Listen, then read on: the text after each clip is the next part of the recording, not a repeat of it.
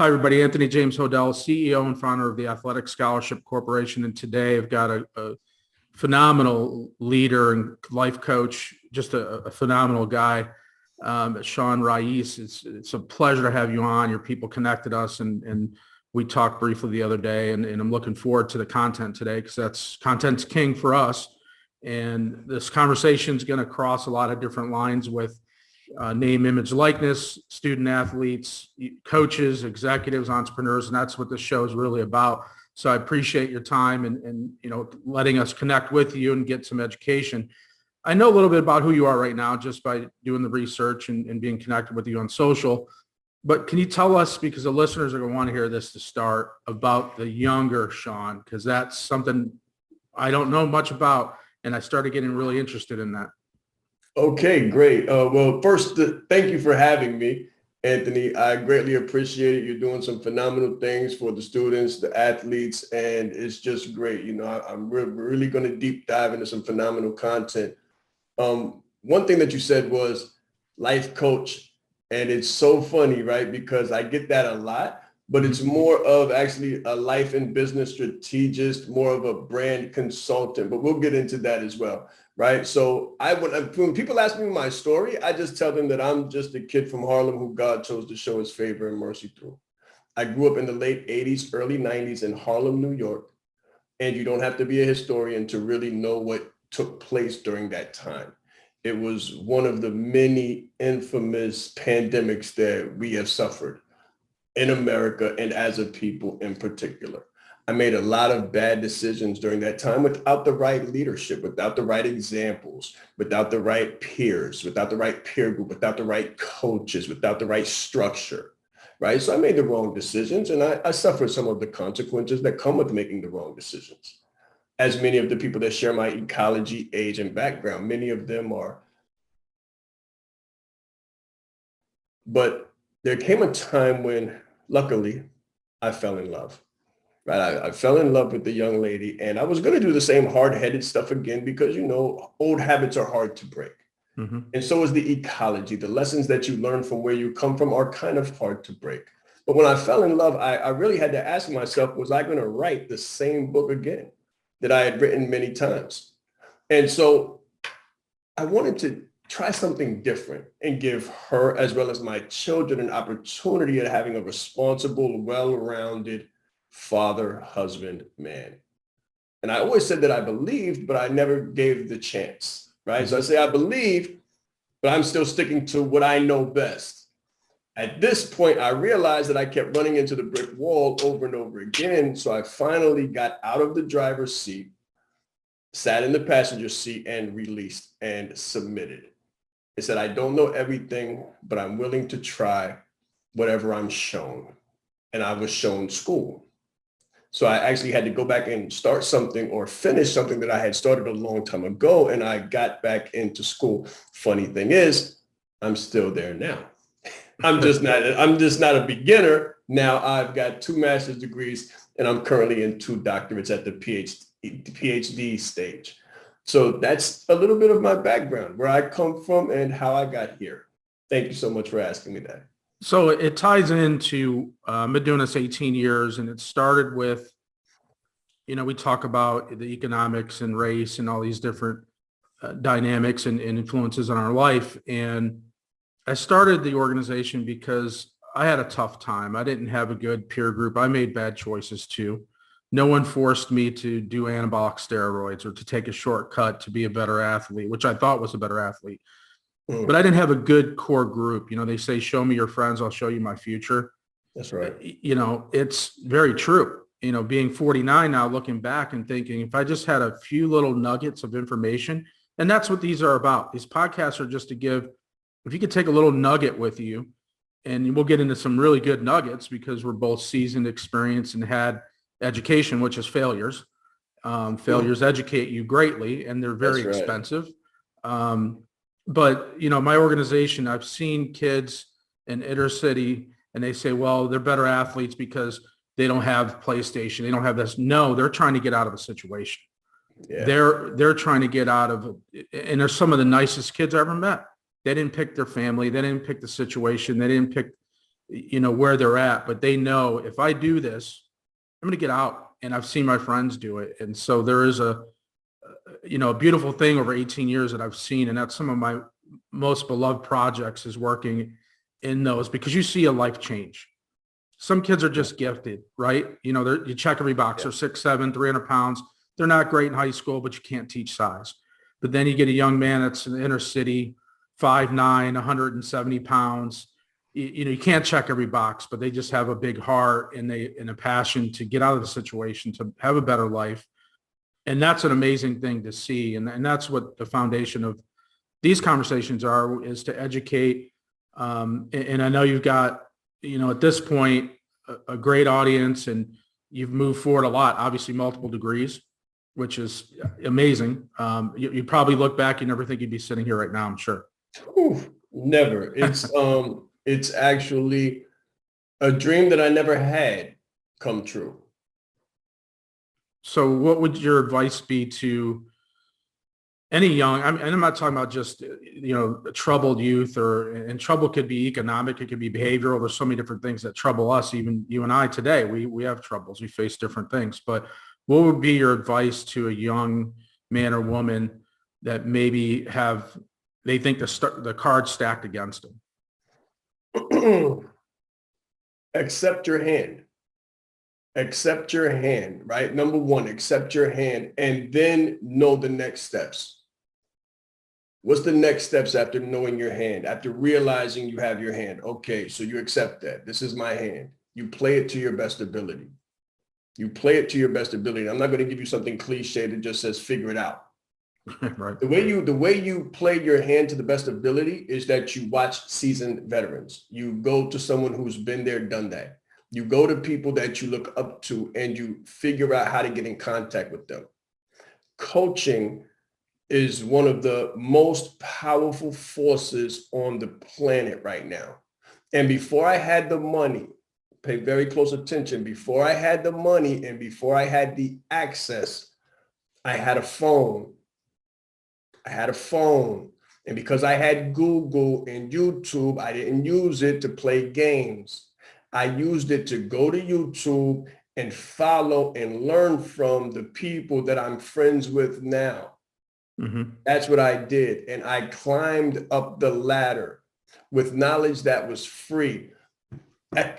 Educationally, I went to college. Non-formally, I went to school on YouTube, and I followed, and I listened, and I learned from, and I implemented the techniques, the tactics, and the trademarks from some of the very same people that are in my phone now.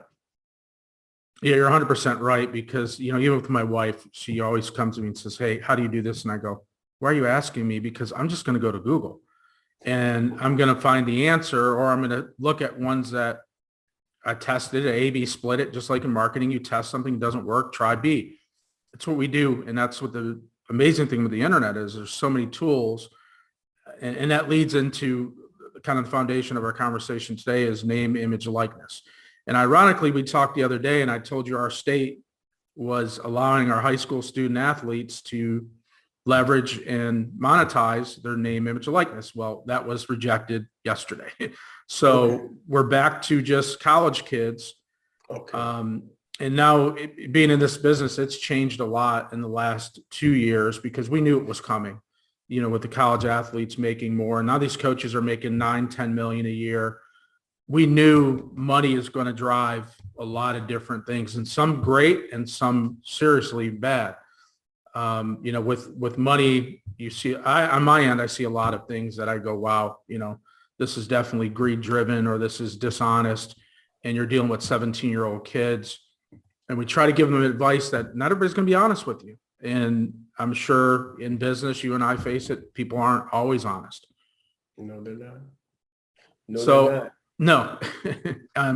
On the name, image, likeness, I know you do a lot with that. We do a lot.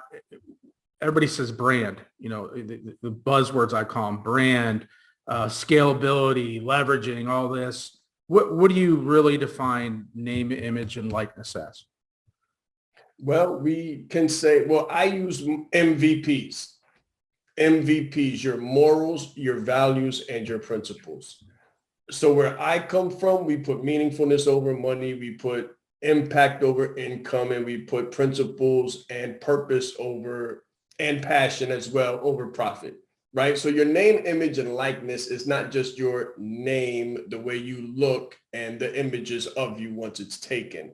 Your brand is the energy that you come into the room with, and it's the conversations that are had after you leave. The brand is the impression. The brand is the energy. The brand is the interpretation. Think about communication and the sender and the receiver. Many times you intend to send a specific message, but the receiver hears something completely different. So the brand is the personification. It's the energy. It's the energy that's left in the room when you leave. It's people's interpretation of you. It's so many different things. The brand is an idea. It starts as an idea. How do you want to be perceived? And then the way we teach it, you actually have the ability to mold, fashion, shape that, and grow that into a bigger movement than just you. I agree with you 100%. I think with young student athletes, even entrepreneurs just starting or seasoned veterans, it's not just, I'm a great athlete or our company's doing great, so therefore I'm in a position of power or people are going to compensate me. There's so many moving parts in that. And even in my past in leadership of larger companies, it's really about culture, and it's about people buying in and being a good coach and a good leader. And it doesn't mean you're the smartest guy in the room. I've been in situations where I knew I got to hire people better than me and then work with that management team and build that culture. And it takes some crafting and to get people to buy in what you're doing. It doesn't mean it's dishonest. It's just, this is what we're, our agenda, what we're here to do. With the student athletes right now, what I'm seeing is they just think, since I'm the top player, I can do whatever I want on social media, and then I'm still going to get these deals. And that's the furthest from the truth. Because if you look at pro athletes, there's a big shift in marketing where a lot of companies, when you look at even Subway with Jared, that situation, you look at athletes when they have a criminal charge or civil issues, the corporate brands run, they scatter. There's a moral clause in that agreement. And I think it's important for the listeners to understand that. A lot of people see the back end result of, a reaction to an action, but really people are watching everything you do under a microscope with social media. Yes, the camera is truly never off of you.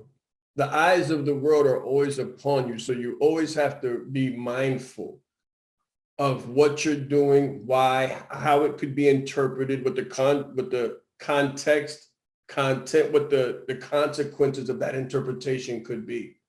So you have to think of longevity and legacy at the same time now. It's not just immediate gratification, which a lot of kids are into. A lot of grown people are too. They want immediate gratification. That's why the divorce rate's so high. They want to have an idea and have the result. They want to plant the seed and then sit in the shade. And it just doesn't happen that way. It takes years and years to build it. And a very important thing is that if you don't prepare with the right foundation, then you can lose in 20 seconds what it took you 20 years to build. There's nuggets that, people like yourself, Grant Cardone's, Inky Johnson. I mean, there's different scopes of what I research or what I take in with my free time. I'd rather watch educational content and say, you know what, I've seen that. They already tried this, so I'm going to go a different route. And I've learned a lot. I think I've learned a lot more watching this type of content than I did in college. That's for sure. Because you've got guys and females that have run businesses or athletes that have been through it. I've already made the mistakes for me.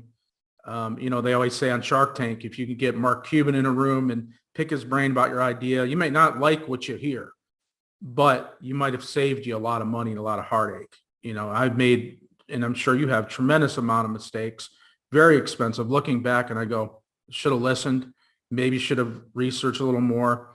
And it's tough for a young man, young woman, even someone starting their business to really, buckle down and say, I've got to do this sweat equity. I got to go for a long run. You're right. With the phones and instant gratification, people don't understand that it takes years to develop You know, with your business, you've been at it. I've been at it for 18 years. I'm still reinventing what we do. Yes, sir. Yes, sir. I agree. And we can bring it back to the morals, the values, and the principles. Do you want the Pop Tart result?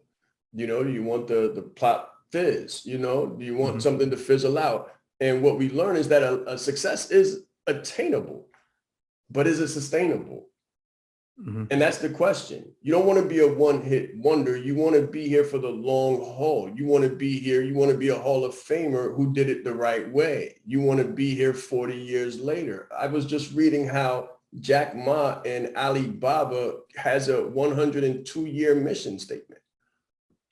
102 years. He started with an idea and he cast a vision out 102 years, which will be here long after he is gone. So for the young person watching this, hopefully they'll be thinking about how their grandchildren or great-grandchildren remember their name and their legacy and how they can positively impact the future and the world with their impression or name, image, and likeness. Let's assume you have a child that's a student athlete, high school student athlete, or in college. Would you yourself personally be really embedded in the management of their brand, their image, their reputation? Would you hire somebody to help with that? What would you do personally with that? Well, they say don't mix business and family, right?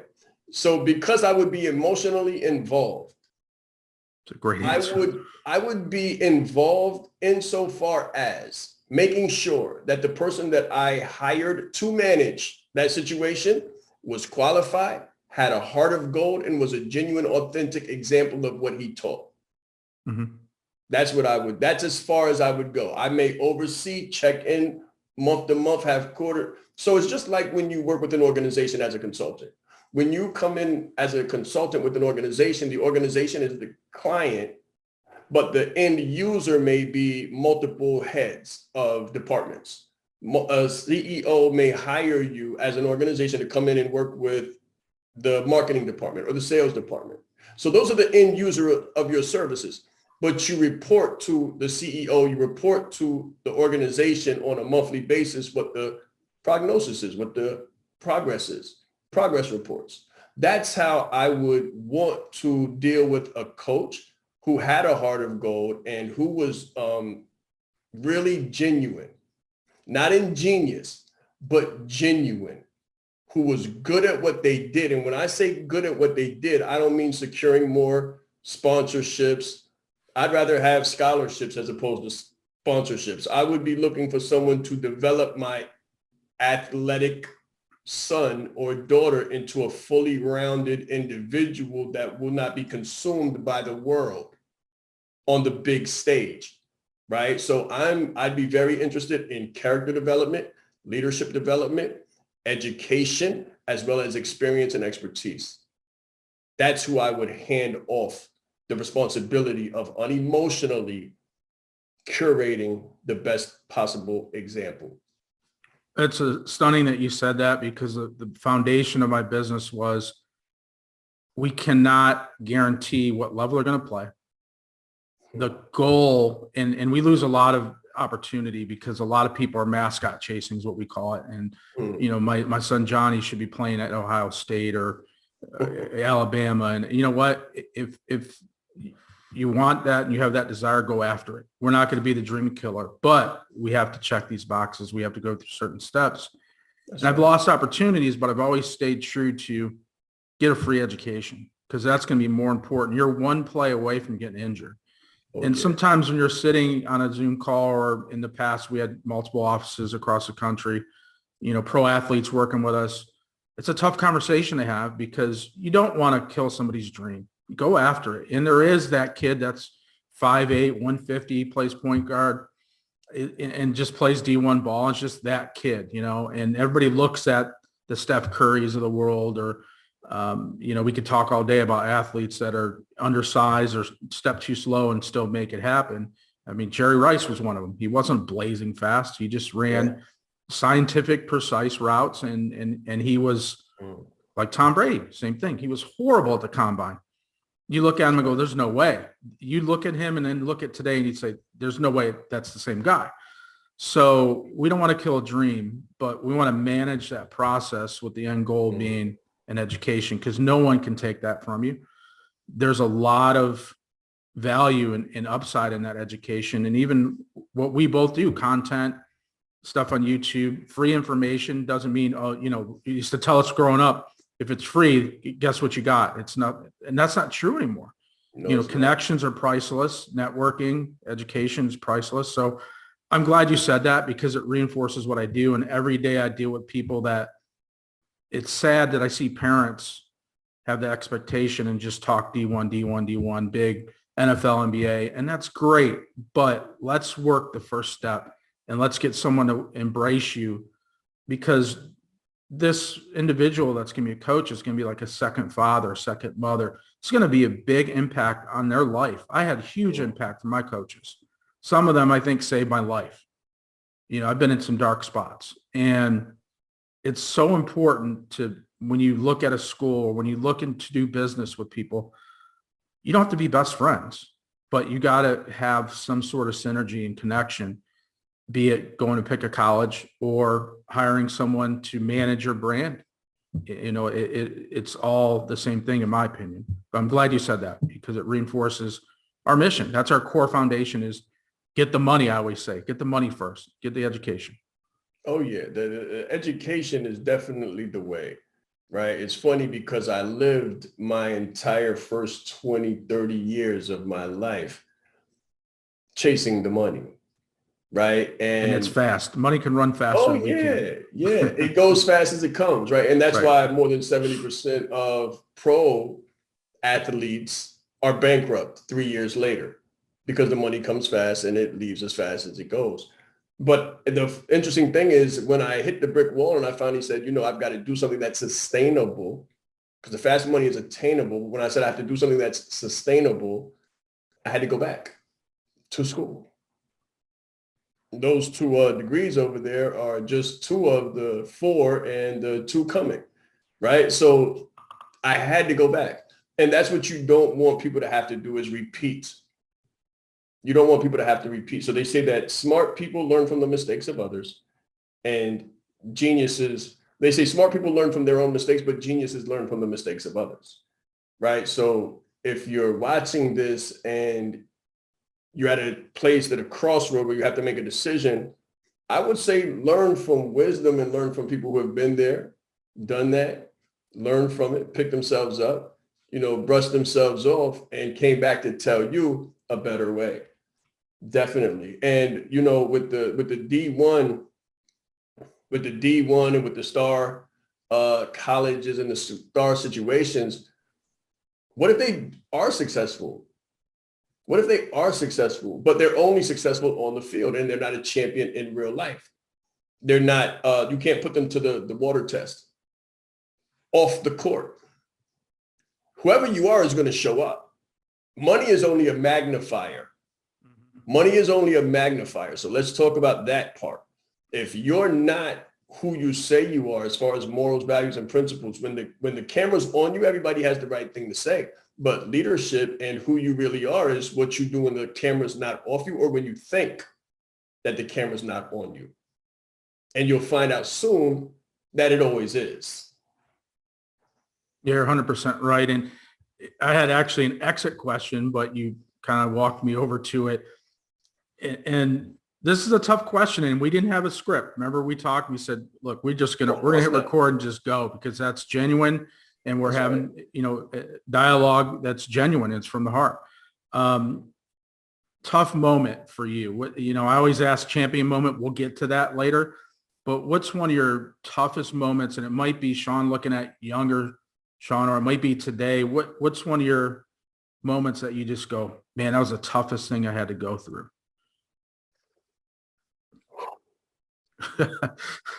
That's a really, I have a couple, but I'm going to give you the most raw that comes to my mind, right? So the most raw that comes to my mind is, and there's a story behind it. So another lesson, never, Les Brown instructed me on this. He said, never tell a story without a principle, and never have a principle without a story, right? So what the most hard part was when I received my book, the foreword for my book, while my mother was fighting for her life in the emergency room.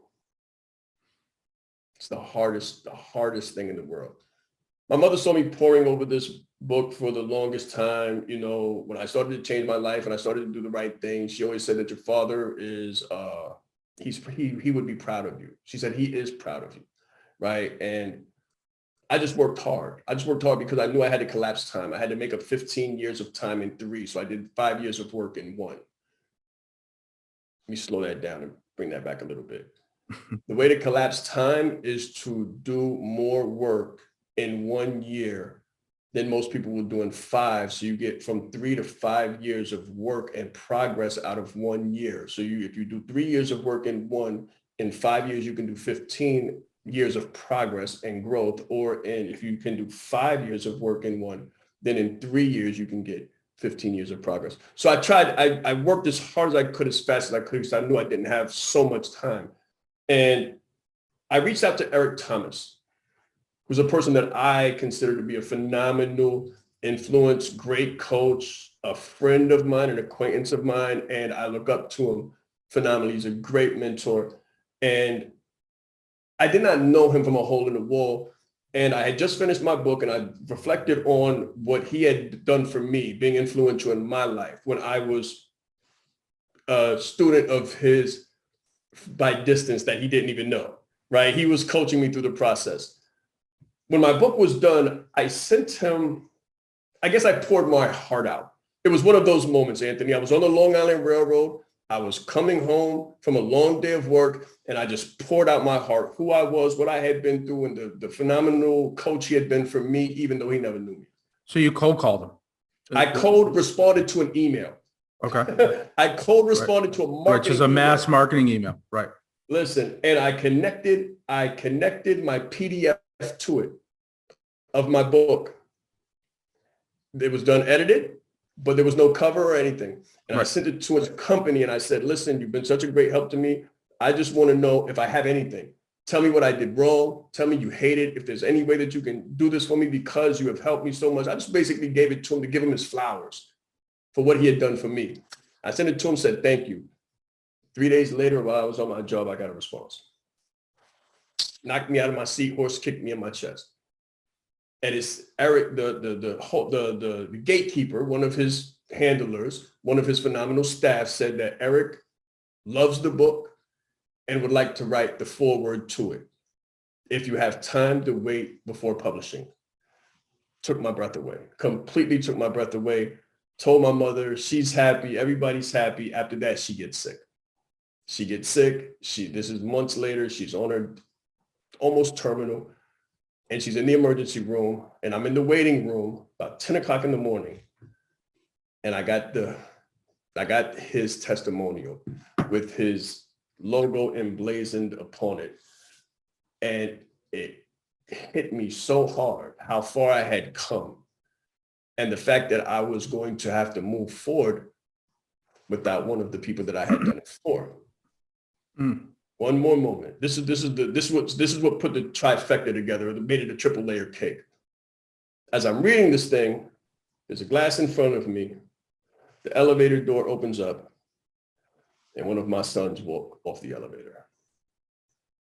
That had to be about the hardest moment right there.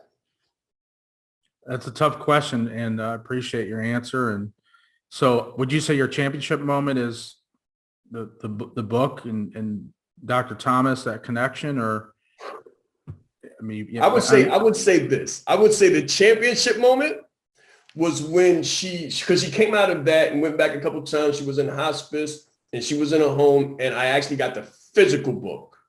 Now, at this point, she couldn't walk. She couldn't get out of the bed, but I had the book. I was still working a consultancy job, and I took the book to her and said, look, Mom, I did it. And she was so happy. She was so happy.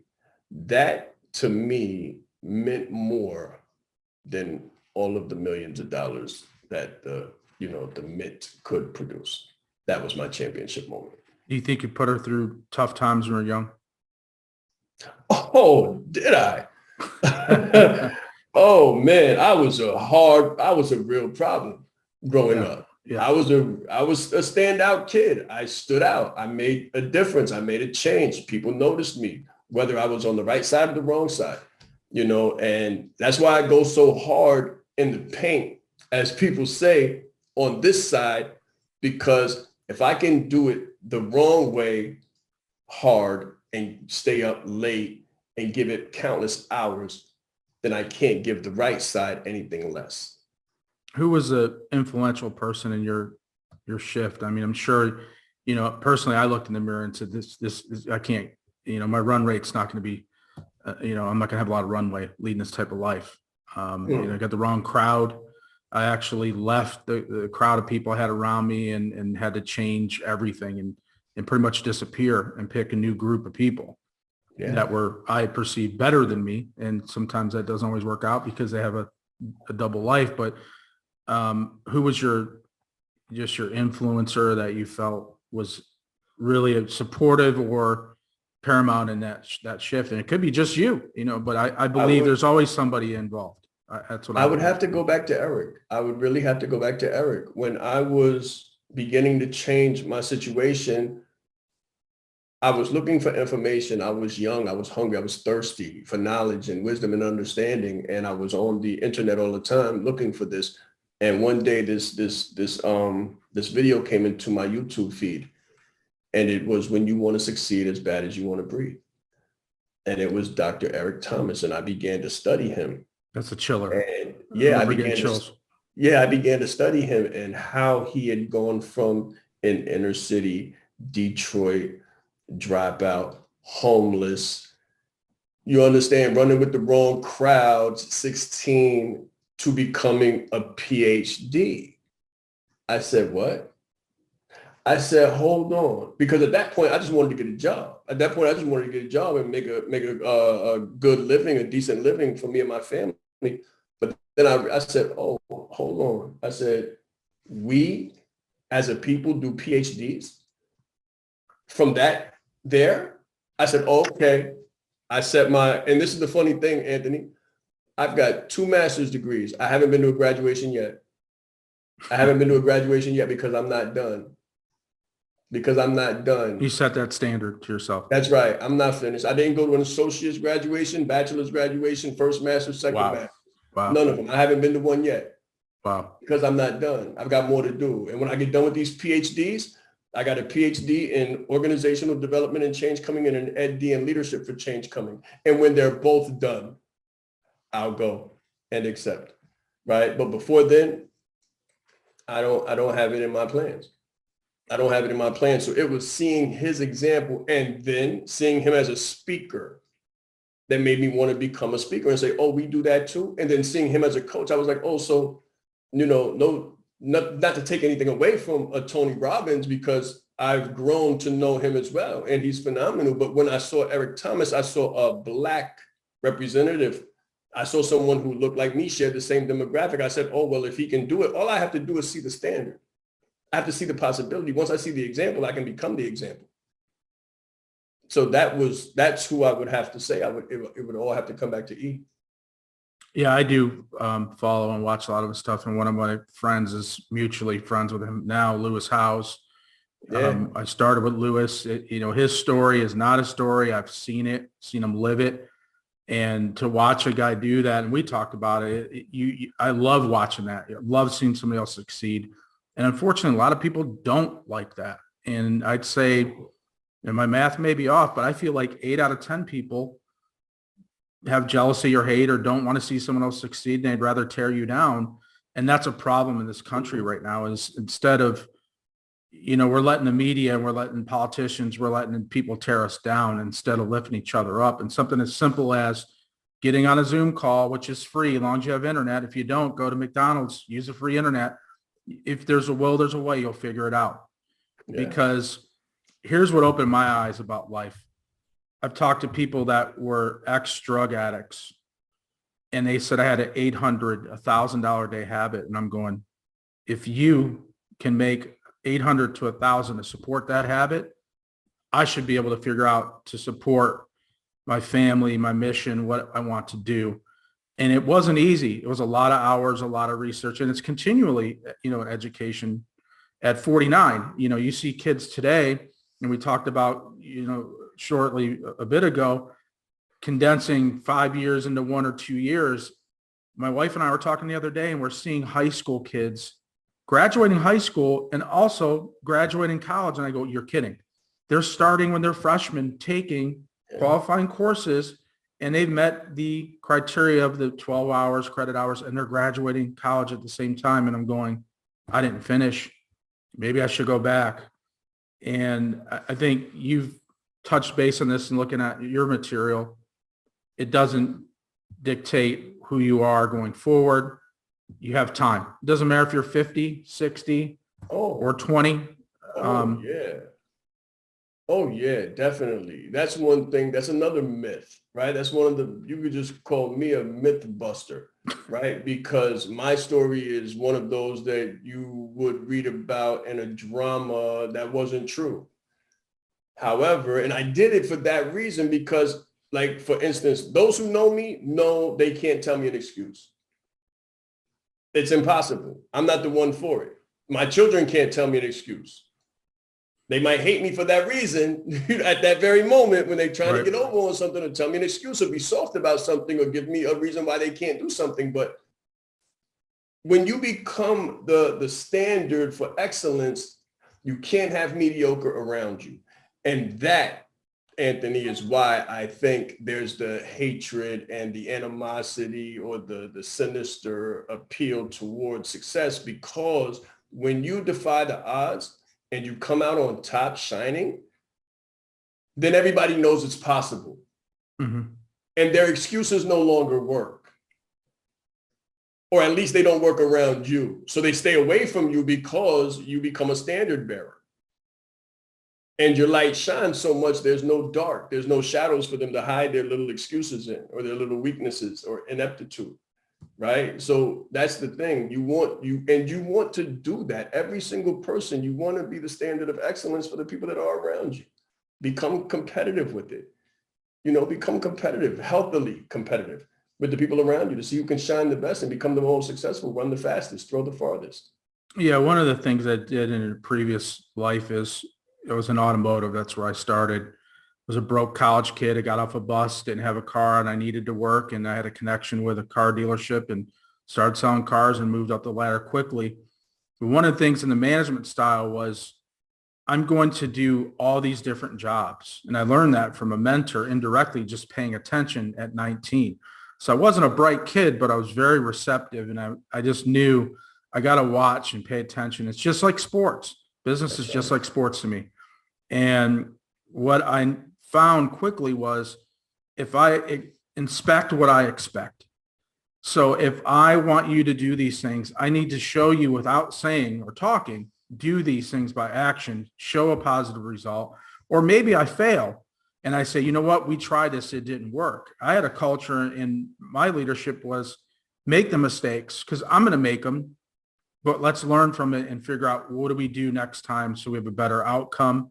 And it does always mean net earnings, or it could be just growing, intellectually or emotionally. But I always was successful with going in and doing that job at the ground floor, doing the higher job, and saying, just like you said, you can't use an excuse. Nope. I didn't bring you in to give excuses. I brought you in to provide solutions. If you have a solution or you have input that, I don't care if you come to me and say, I disagree with what you're doing and here's a better mousetrap. Heck yeah, let's sit down and talk about it. You know what? I'm glad you're on my team. And that's a real hard thing to do. And my ego, being a younger kid, didn't let me do that until I got more mature and failed a few times and said, wait a minute, let me get a team. You can't, unless you're a wrestler or a boxer, you need a team. I'm sure you have a team. You got a great team. They reached out and connected us.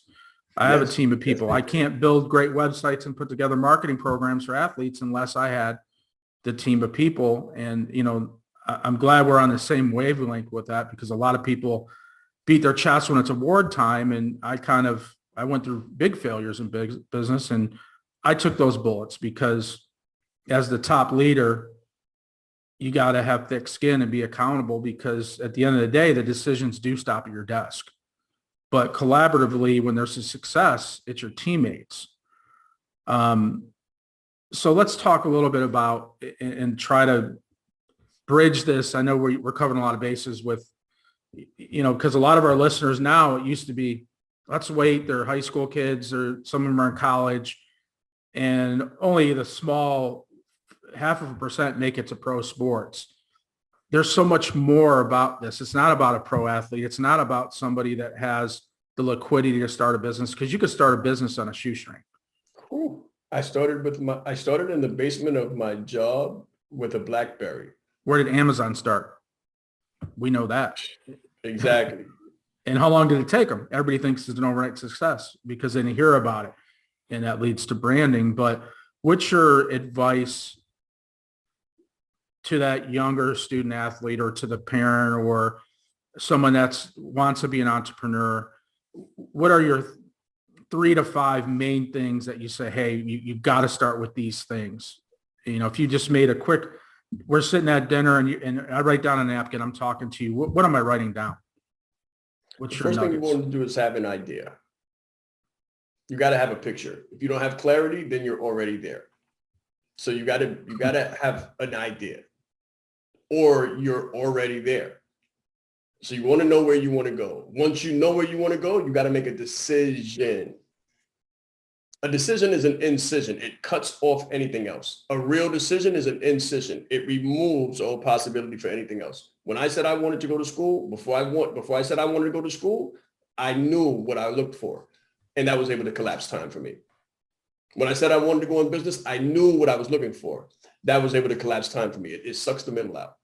Like, there's no middle. I don't suffer during the time. I don't think about the years. It feels like I enrolled in school yesterday, even though I've been here for 10 years. Same thing with my business. Anything I've been through has only been a learning experience. When you make a decision, a real decision. Number 3, get your Phil Jackson. Find your Phil Jackson. Find your North Star. Find the guy that can create the triangle offense in Chicago and LA. Everybody thinks it's the player. Everybody's like, oh, the player is phenomenal. The player is phenomenal, but without the right coach, the player can score 1 million shots and be MVP, but the player won't get to Jordan, and he won't create the legacy without the Phil Jackson. So find your Phil Jackson. That's number 3. Number 4, shh. Once you find them, be coachable. Once you find them, be coachable. If a giant allows you to sit at the feet and learn from the wisdom, you're going to learn. You're going to develop. You have to be patient.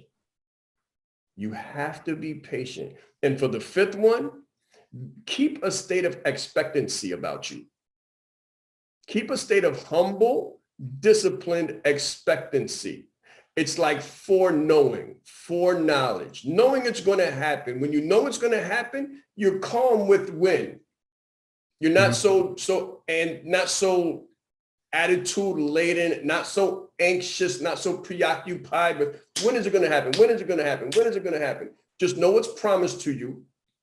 Know what your birthright is. Know what you're working towards. Know that you're working with the right people. Have faith in your team. And enjoy the ride. That would be my 6th. My bonus thing would be have fun at all times. If you're not having fun, then you're enduring punishment. Yeah, and there's days in business, and I'm sure you have them. You go, woof, and then you just go home and sleep, and you wake up again and say, you know what, I got to start positive, and it's going to get better. And your people can't see you, and that translates an athlete on a high school team as a leader or a key player.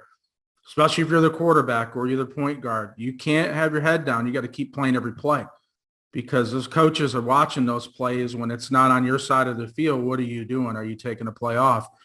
Or do you have that motor and that never quit? I've seen so many kids that they're missing something, but a coach sees that and says, you can't teach that. And I try to tell kids just every play. If you miss a block, go down and get another one, because you keep playing until the whistle. And life is the same way. There's bumps and bruises. We make mistakes. We get in trouble. But I think you made a good point. When you condense everything, you keep yourself so busy that you can't get in trouble. You're focused, Oh, laser focused. you have to become obsessed. You have to become obsessed. There's no way you're going to get a championship ring, let alone 5 or 6, without being absolutely obsessed. You don't allow room for error. Cardone is What do big they on say that journals. the devil exists in spare time. That's Don't true. have any. Take care of yourself by filling your plate. People say you're doing too much. I say if you're not where you need to be, you're not doing enough.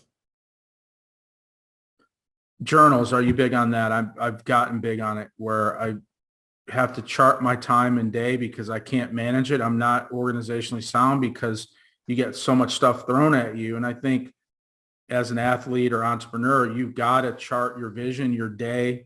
Oh, I gotten to the point where it's every 15, 30 minutes. I know what I have to do. And I'm managing that sheet of paper in front of me instead of everything else. And are you big on that? I am. Thank God right now I've got an executive assistant that helps me with that stuff. Mm-hmm. And even though I do, when it comes to vision and mission, vision is the leader's job. So if you're the leader, when you get big, when you have EAs, when you have a team, when you have an assistant, when you have a PA, a personal assistant, you still have to chart the vision. They're responsible for facilitating the mission. Yeah. They're responsible for facilitating the mission, but the vision is the leader's job. And dealing with the vision, the constant curation, the constant iteration of the vision is what I keep massive notebooks around me for. I promise you this was not planned.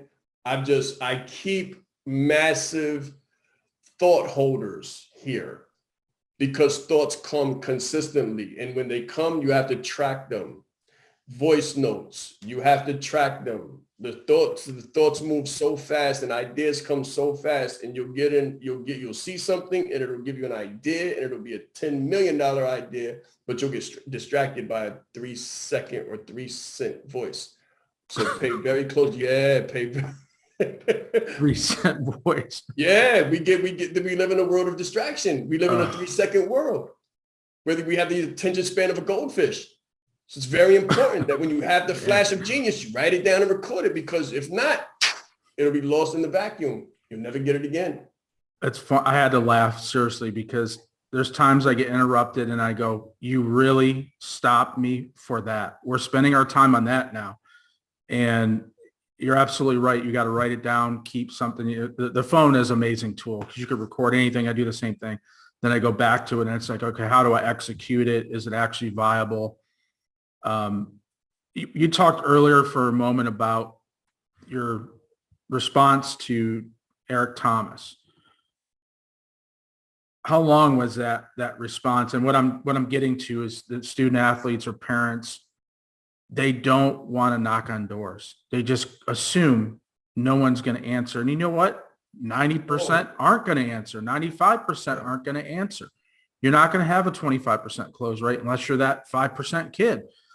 But you have to knock on doors. Even if you have somebody marketing you or managing that process, you still have to have a personal touch and knock on the doors. Okay. I understand the question. I'm sorry. Thank you very much. I'm glad that you elaborated more to help me. Right. When it comes to branding and attracting your ideal audience, I do it reverse. I don't do push marketing. I do pull marketing. So what that means is that when you position yourself effectively, when you're in line in accordance with your morals, your values, and your principles, and you know who you are and you authentically accentuate yourself. So let me go back for a moment. And explain. Leadership and branding have the same underpinnings, the same undercarriage. The chassis, when you open the hood, the chassis is the same. So you may have a V12 on the outside. It looks like a V12. One says the Hemi. When you open the hood of leadership and you open the hood of branding, specifically personal branding, you have self-awareness, self-regulation, emotional intelligence, self-determinism. You have authenticity. You have all of the underpinnings that are similar. So when a person wants to brand themselves and become a leader in their space, They want to have those characteristics: self-awareness, self-regulation, emotional intelligence, authenticity, self-determinism. That gives you confidence. When you emanate confidence and you speak like you already know, when I talked about foreknowledge before, you don't really have to go knocking on too many doors, because the right ones will come to you when you position yourself the right way and then you stand on it. So your every move is marketing. Your every word is marketing. When you go to meet someone, knowing who you are, knowing what you came for, knowing your birthright, completely confident, comfortable in your skin, sure of yourself, not worried about if you don't get this deal. I want you to look at it like, if you don't get this deal, then this deal is not the one meant for you. When you move like that, the market is much more amenable to you. Mm-hmm. We call it train them how to treat you when they meet you. Say it with your chest. Keep your spine erect. Look people straight in their eyes and be more comfortable in your skin. Be comfortable enough in your skin to walk away or say no to the wrong opportunity. That's your best deal sometimes. It always is. Or Right. It leads to the best one around the corner. You save your time for the real one. That's it. That's it. And be comfortable in your skin. Be comfortable in your skin. Don't jump at the first thing. Know that they're looking at you many times from an underprivileged position. They're looking at you from almost a potentially predatory position because they know where you come from. Inky Johnson said that he slept on a floor with 8 people. So you think that they didn't know that he was eager to get out of that situation? You think they didn't know that a person that comes from that kind of background is going to take the first chance they get or the first contract they get? Your time is coming. If you are the person, persevere. If you are the person, persevere. Because many situations are not to be had, and the right situation is the one that you can add a couple zeros to the back of. Wow. I mean, it's funny you say that, because I talk to kids and I say, politely thank a coach. Let them know that you're measuring all your opportunities. You're going to intelligently sit down with your family and look at what is the best thing for their full spectrum of their goals. It's not just sports. And maybe it is, maybe that's all they care about, but you can't portray that. You have to sit down and slow down. And one thing I see that's really crazy right now, and it's the name, image, likeness thing. These kids are offer grabbing and they just post, and I'm getting offers. And the coaches are getting tired because, these kids are posting, I got 28 offers. I have one client that had 30 D1 offers now. And I'm going, that's wild. That's LeBron-ish, so they post it because they like the attention and notoriety. But I always tell student athletes and parents that this coach is also offering, they only need 2. They're offering 8 because they know the numbers. They've got it down, the data for year after year after year. They know everything, their next move, like you said, 5 years down the line. They have a plan 10 years down the line what the program's going to do. Don't kid yourself. When you raise 20, 30, $40 million a year in revenue for winning, they've got a path. And It's just about executing it and making that work. So I always tell them, don't believe everything you're told. Talk to some people that have already been in that program. Try to find out what their experiences were. And that will give you some light, because like you said, the brochure is great. When you go and you visit a university, and I've been through it, it's amazing. They make you feel like you're the most important thing. And then when you actually get to camp, you're not. You're just another number. And if you don't like it, move out, and that's how brutal it is. And it's still that way. And I think, with the internet, it's great, but they sensationalize a lot of things, and a lot of kids miss the reality. I had one client that thought he was a quarterback, told the dad there's no way he's never going to take a snap as a quarterback in college. Kid is a freakish athlete. He's probably one of the best tight ends in football right now. I've had him since high school. And my conversation with the dad was very genuine. It's not going to happen. He can throw the ball with a lot of spin, but he's going to miss the whole bus. He can't hit a bus. But if he realigns his thought process and just takes an opportunity and plays football, wherever that is, he's probably going to be one of the best in this era. Went to school. Dad calls me. He says, he's the only school that offered him as a quarterback. He's going there. And I said, you made a great mistake. He's not going to play quarterback. Here's what's going to happen. He's going to show up to camp and they're going to hand him an 80 or up number. It's not going to be a quarterback number. He calls me back a couple of days later. He says, they lied to him. He wants to quit. He wants to leave. I said, don't do that. I told you what was going to happen. Went through it. It's playing now. It's unbelievable. You could see it. He's just one of those kids. And then you get kids that you go, it's never going to happen. No way. And they're killing it. You never saw it. So we all guess. It's a guessing game. It's a guessing game in life. It's a guessing game in our decisions in business every day. It's how do you take that data and capitalize on it? And data is everything. Experience is everything. Money, I can give you $1 million or you can give me a couple million. I can blow through it pretty quick and come back and say it didn't work out. How many marketing agencies have come to you and say, we can help you do this, just let's do a test for $200,000. And you go, no, thanks. All day. Yeah. Every day. That's right. Go back to your childhood with, I don't know if you were an athlete or not, but go back to 17 or 18, having the tools today that they have, the internet, all the platforms. How would you maximize or spend your day using those tools? Wow, you got some phenomenal questions. First, congratulations. Congratulations on having the best questions possible. How would I guarantee you that I would probably be a personal brand in no less than 5 years solid. And it might be 2. I say 5 because I would want to study who I was, how I think, and what the need is, what the pocket is, what the gap is, and then fill the gap. That's it. Fill the gap. As a young student, guys, if you're watching this right now and you're listening to, you're under our voices, what I want you to think about is, what does the world need that you can provide besides a slam dunk or a home run?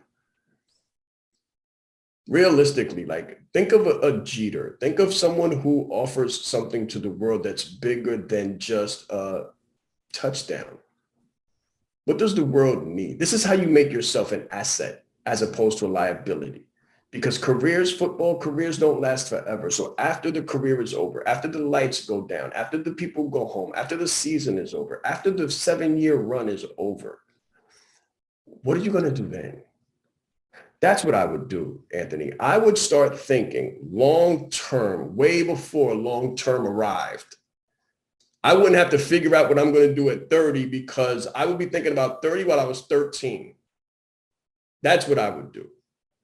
I would plan, I would use 10-year thinking, two kinds of thinking, 10-year thinking and then neutral thinking. Trevor Moawad wrote a phenomenal book called Neutral Thinking. It's unbelievable. There's consequential thinking and there's positive thinking. What he says is don't use either one. Use neutral thinking. Something happens, something exists. So you're born poor, so what? You've still got 2 hands, you still got 2 feet. Dad isn't home, so what? You're still here. You still have every opportunity open to you. Your house demographic just looks different. Your statistics just look different. That's it. What I realized, Anthony, when I started asserting myself and expressing myself and standing up and being a man, was that I had every opportunity that was offered to those who came from different backgrounds. Every single one. I just made a decision to enter the field, to step on the court, to get into the ring of life and fight like hell. That's a great question. It's a better answer. That's for sure. Thank you very much. I greatly appreciate that. So we had the question determines the quality of the question always determines the quality of the answer. I'm trying. I'm digging in there. There's a lot of intelligence. I'm just trying to get in there within the hour and get some nuggets. And I know some folks didn't even get this far into this. They didn't pay attention this long. Some that did, they're going to get that data and that information. And, I call it the hour of power. I appreciate your time. I know you have the book. You have coaching, which could apply to a young man, young woman looking to go to, college, play sports, or just go to college or start a business. There's a lot of young people that are starting businesses. How do they get in touch with you, either through your folks or personally, or your website, and how they get your book or your materials? I know you've got some good stuff. I actually was kicking the tires on adding it to the cart. So Yeah, thank you. Thank you. I would just say Google me, man. I'm everywhere. Google me and pick your point of entry. On Amazon, we have the 7 prerequisites to success and the phenomenal leader. We are all over social media. So literally just Google me and pick your entry. Come to ShaanRais.com and just learn.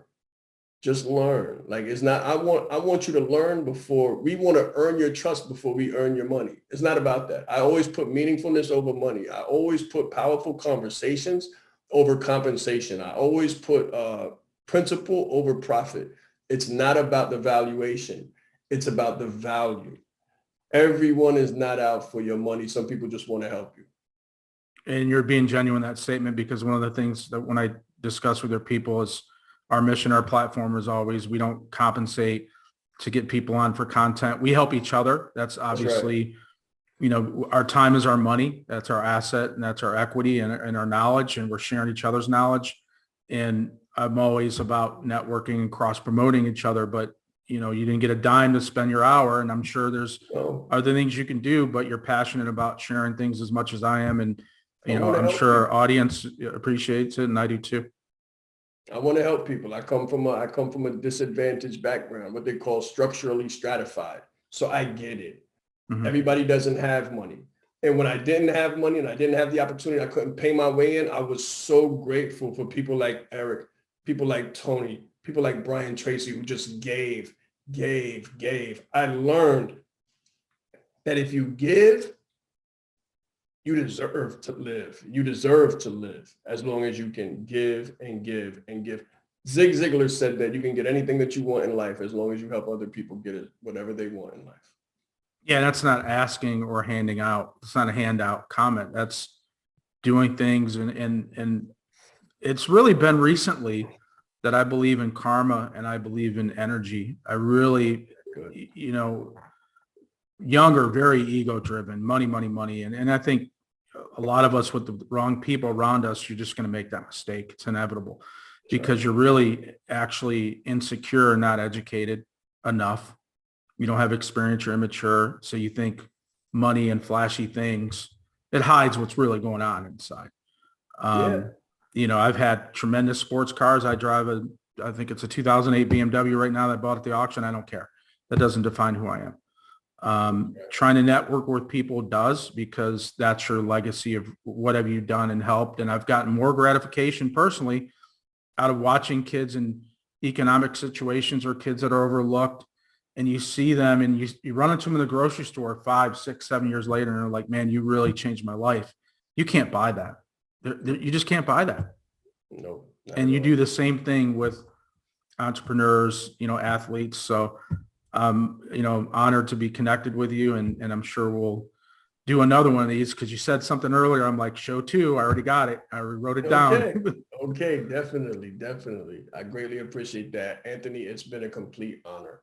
Complete honor, privilege, and a duty and obligation to serve. That's all I want to do is serve. So thank you for the opportunity for allowing me to serve on your platform. Shaan, I appreciate it. When the wife and I are in New York, which we do once a year, I have a friend that's in Harlem that's an actor, and we try to get out there every year. COVID really messed up a lot of things, but a lot of good came out of it too with technology. People are really embracing, it used to be we'd have to fly you out, or somebody had to go somewhere. And I remember using WebEx and now Zoom, and the technology is amazing, and we can get more done in that short window that we need to get done. Yeah. It's another example of perspective. No matter what the situation may be, if it looks wrong, turn it into a positive. No matter what we're dealt with, the human being is resilient. We will continue to triumph and overcome. All right, my man, I appreciate it, and I'm sure we'll connect again. Yes, sir. Let's go. Thank you. Thank you. College sports is a big business, a multi-billion-dollar business. So how do high school athletes get noticed by college coaches? At Athletic Scholarship Corporation, we provide nationwide recruiting services and get scholarship offers for our clients.